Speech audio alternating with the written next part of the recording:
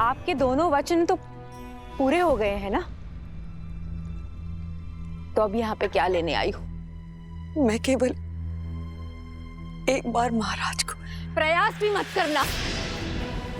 आपके अशुभ स्वप्न ने महाराज के प्राण हर लिए और अब तो केवल शरीर बचा है, और उस पर मैं आपकी अशुभ छाया पड़ने नहीं दे सकती। जीवन लिया है आपने उनका, तो अब मृत्यु के पश्चात भी शांत नहीं रहने देंगी उन्हें। उन्हें शांति से रहने दीजिए।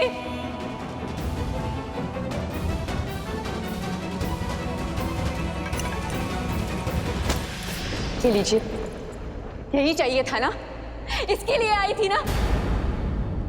जाइए, ले जाइए इसे और सजा दीजिए भरत के शीश पर।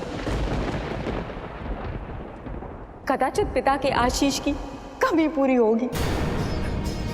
और बधाई हो राजमाता कैकेयी, आज आपकी सारी मनोकामनाएं पूर्ण हो गई। बधाई हो।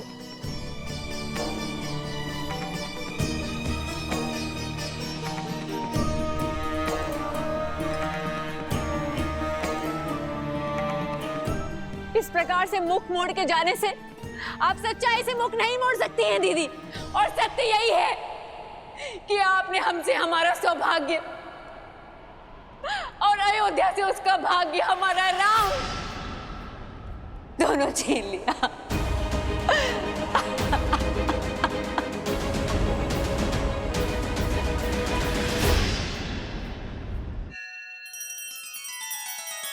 श्री रामचंद्र कृपालु भजु मन हरण भव भय दारुणम।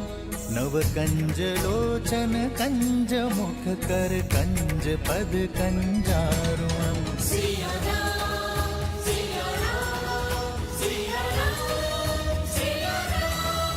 आदर्श और मर्यादा की है ये कथा महापावनम।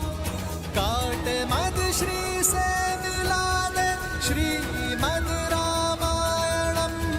श्रीमद रामायणम।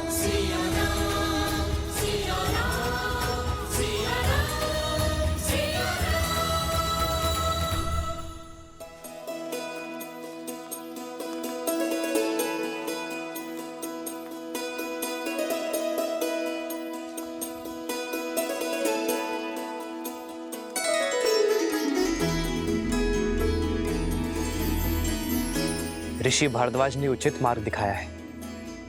हमें चित्रकूट में ऋषियों की सेवा और सहायता दोनों का लाभ मिलेगा। वनवास का इससे अधिक सदुपयोग और क्या होगा आर्य? और फिर ये स्थान भी कितना रम्य है। भैया, भाभी, यदि आप दोनों की इच्छा हो तो मैं आपके लिए यही कुटिया बना दूं। अवश्य लक्ष्मण, किंतु सावधान रहना। ये वन हमें आश्रय दे रहा है अपना घर बनाने के लिए। हमें किसी और का घर नहीं तोड़ना है लक्ष्मण। किसी भी जीव जंतु पंछी प्राणी को हानि नहीं होनी चाहिए। हमें प्रकृति का अंग बनकर रहना है। जो आज्ञा भैया।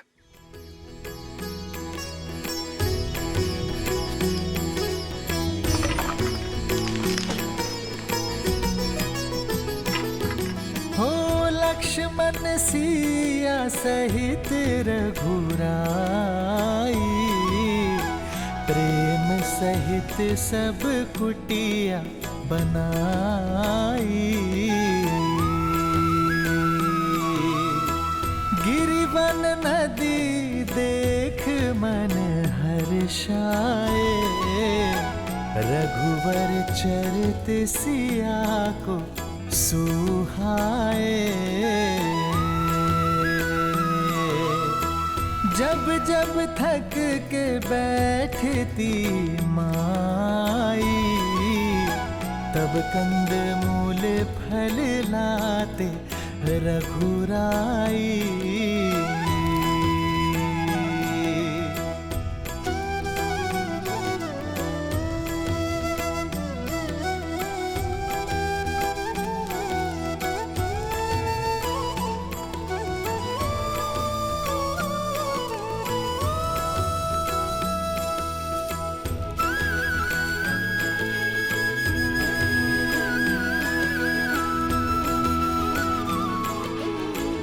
आपका एक अंश, एक मुट्ठी माटी मैं अपने साथ ले जा रहा हूं मां।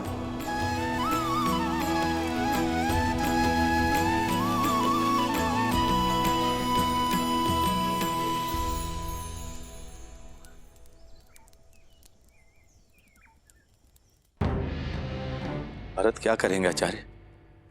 अपनी माता की इच्छा के आगे नतमस्तक हो जाएंगे अथवा अपने पिता की भांति धर्म का साथ देंगे? राम का अनुज है भरत, और मुझे पूर्ण विश्वास है कि भरत जो करेगा उसका कर्म, उसका चयन अनंत काल तक इतिहास स्मरण रखेगा।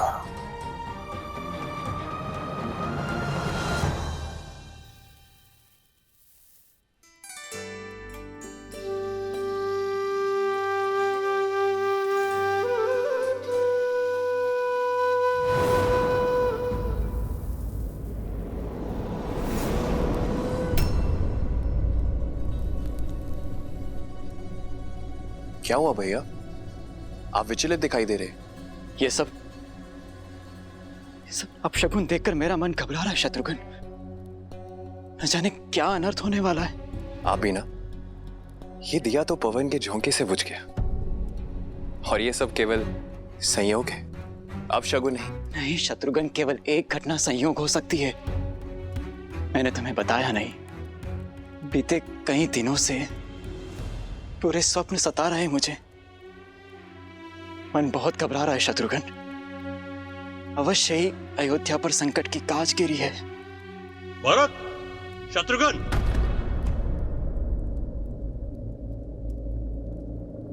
अयोध्या से कोई दूत आया है।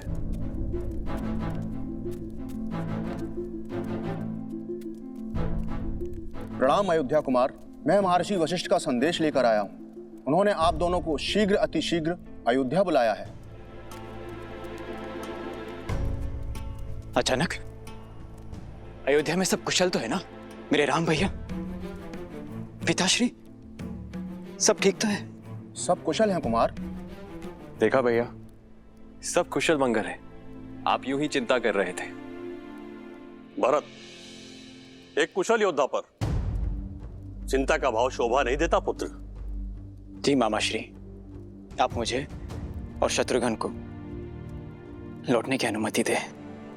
आयुष्मान भव। आयुष्मान भव। यात्रा शुभ हो पुत्र।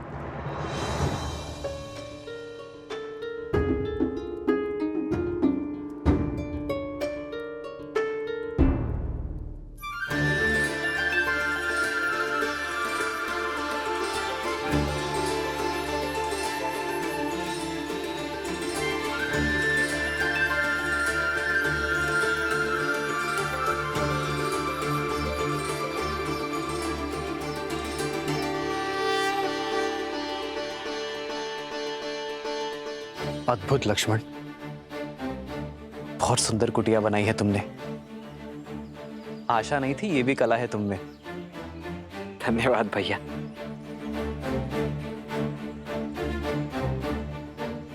भैया, ये घर तो पूर्णतः बनकर सज्ज है। अब यदि आपकी आज्ञा हो तो इस घर में गृह प्रवेश करें। घर तो अयोध्या है लक्ष्मण, और सदा रहेगा। इसलिए आज इस चित्रकूट वन में मैं अपनी अयोध्या का अंश फैला रहा हूं। भगवान सूर्य और महाराजा हरिश्चंद्र, रघु, दिलीप, भागीरथ जैसे महान पूर्वजों को साक्षी मानकर, मेरे पिताश्री महाराज दशरथ और 3 माताओं को साक्षी मानकर हम इस कुटिया में प्रवेश करेंगे।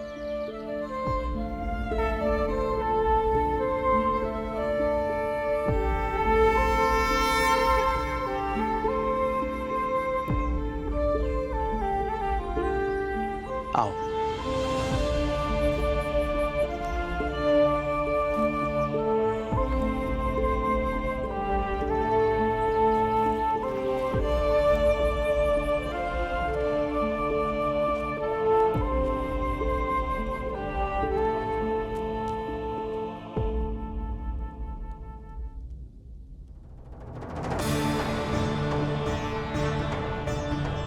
मेरे अयोध्या की पावन माटी,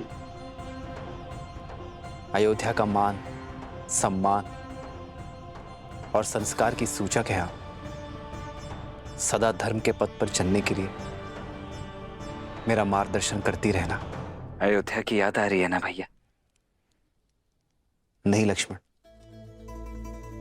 न जाने क्यों मेरा मन भारी हो रहा है। ऐसा लगता है जैसे मेरे परिवार, मेरी अयोध्या पे कोई बहुत बड़ी विपदा आ पड़ी है। हे मां, रक्षा करना।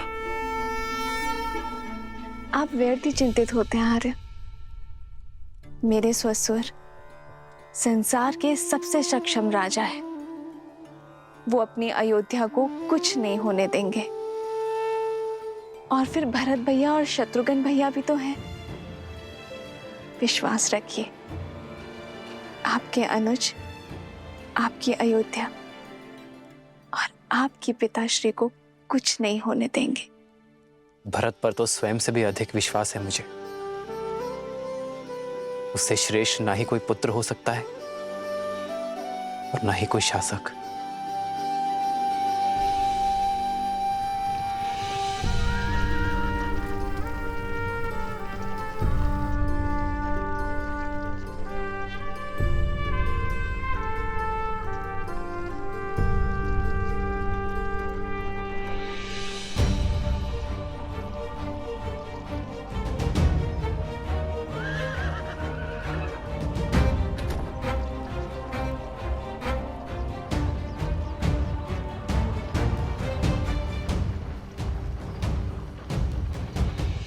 अयोध्या में पहली बार कोई स्वागत नहीं मांडवी। जिन आंखों में सदा प्रेम और सम्मान देखा, आज उन्हीं आंखों में घृणा। अवश्य कुछ तो अनिष्ट हुआ है। सारथी रथ की गति बढ़ाओ, मुझे तुरंत राम भाई और पिताश्री से मिलना है।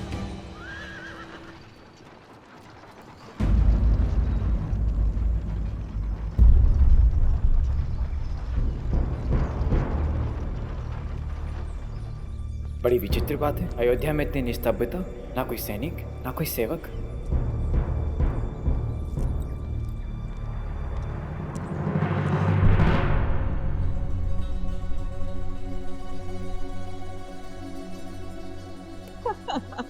प्रतीक्षा की घड़ी समाप्त हुई। हमारा भरत आ गया। कैकेयी, भरत, मेरा भरत। रुको रुको कैकेयी, ये आंसू लेकर जाओगी भरत के पास? अपने आप को संभालो कैकेयी, माता धन को समझो। भरत को अपने समर्पण, अपने प्रेम के मोल और मांगे हुए वचन का महत्व समझाओ। समझी कैकेयी? अयोध्या में भरत की भेंट सबसे पहले मुझसे होनी चाहिए। जाओ, अगर मुझसे पहले भरत ने अपने पिताश्री के मृत शरीर को देख लिया तो ना वो मेरी बात सुनेगा, ना जो मैं कहना चाह रही हूं वो समझने की कोशिश करेगा। जाओ, शीघ्र करो। हाँ।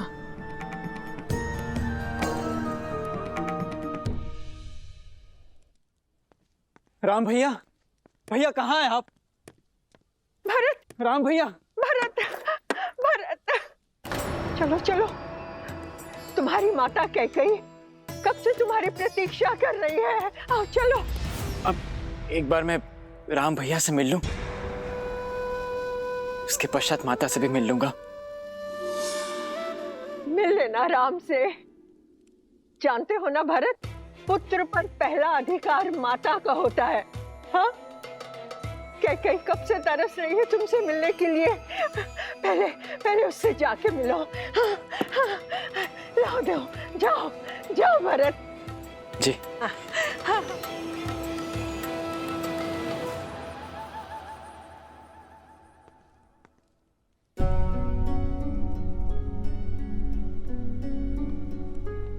माता,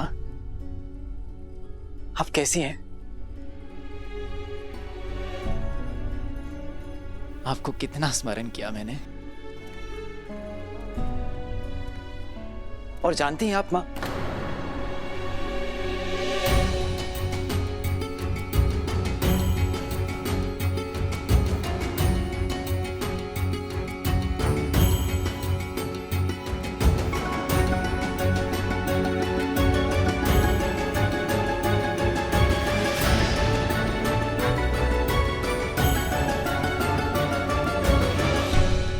माता,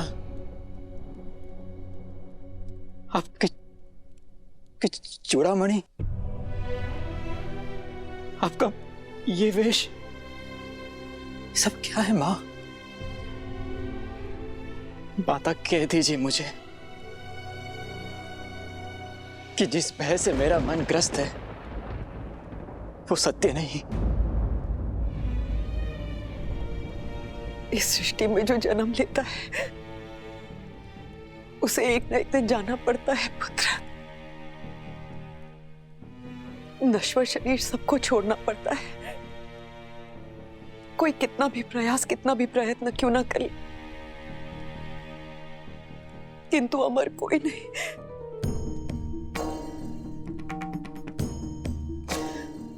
आप मुझे स्पष्ट सत्य कहिए माँ। तुम्हारे पिताश्री महाराज दशरथ ये सत्य यथार्थ कर हमें सदैव के लिए छोड़कर चले गए भरत।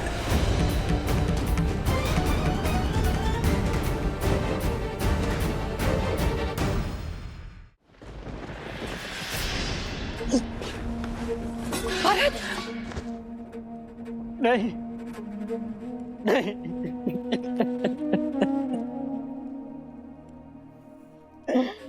यह संभव है, यह संभव है। भरत, क्यों पिताश्री, क्यों आपने मेरा दायित्व भैया को नहीं सौंपा? क्यों आपने अपना ये कर्तव्य नहीं निभाया और मुझे अनाथ करके चले गए? और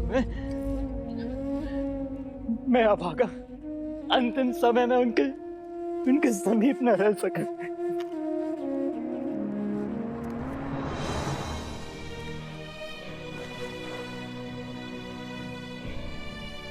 रघुकुल के कुमार हो तुम, एक योद्धा हो, एक वीर पुरुष को यूं आंसू बहाना शोभा नहीं देता। महाराज, अभी तो बहुत बड़े बड़े दायित्व निभाने हैं तुम्हें, बहुत बड़े बड़े। माँ, क्या पिताश्री ने अंतिम समय मेरा स्मरण किया था? उन्हें प्राण त्यागने से पहले उन्होंने मेरा नाम पुकारा था क्या? बताइए ना माँ, बताइए ना। अवश्य ही पुकारा होगा। उससे बहुत स्नेह करते थे वो। तुम्हारे पिता की स्नेह की डोर सिर्फ राम से जुड़ी थी। अपनी अंतिम श्वास तक राम का ही स्मरण करते रहे। राम नाम रटते रटते अपने प्राण तक त्याग दिए उन्होंने। क्या? भैया का स्मरण करते हुए प्राण त्याग दिए? अर्थात भैया भी यहां नहीं थे? माँ, भैया कहाँ थे? मैंने पूछा माँ, भैया कहाँ हैं?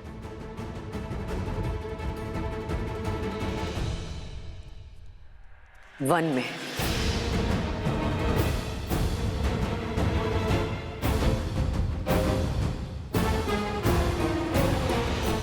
क्या? वन में?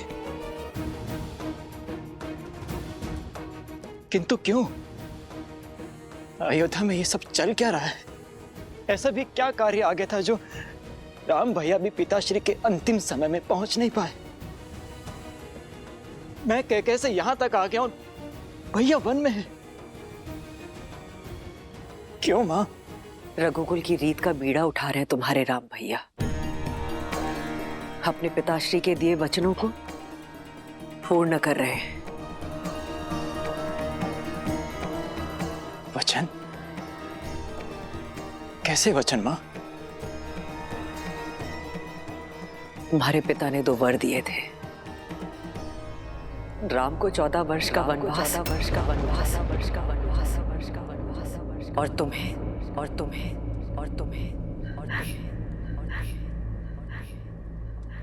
अयोध्या का सिंहासन।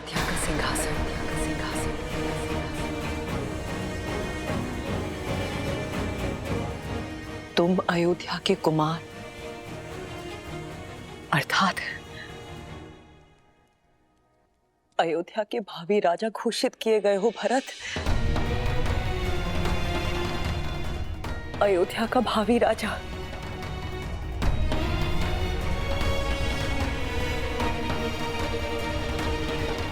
ये समय आंसू बहाने का नहीं है भरत। एक वीर राजा की भांति अपने दायित्व निभाने का है। अपनी प्रजा पर अपनी छाप छोड़ने का है। एक वीर प्रबल योद्धा बनो और अपने सारे दायित्व निभाओ भरत। सत्य कहा माँ आपने। अब समय आ गया है अपने दायित्वों को निभाने का, अपनी प्रजा पर छाप छोड़ने का। इस अयोध्या में जो काली मां फैली है उसे मिटाने का। इस राजमहल में जो कुचक्र रचा गया है उसे कुचलने का। मां, मेरा पहला कर्तव्य उस षड्यंत्रकारी को खोजना जिसने मेरे पिताश्री को ऐसा वचन देने के लिए विवश किया, जिसने मेरे राम भैया को वनवास देने का वचन अपने मुख से निकाला। उसके शरीर से प्राण निकालना ही मेरा पहला कर्तव्य है।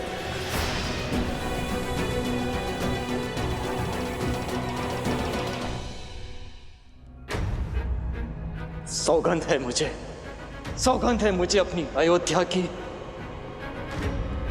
और अपने राम भैया की। एक बार वो तुष्ट मुझे मिल जाए, उसे जीवित नहीं छोड़ेगा ये भरत।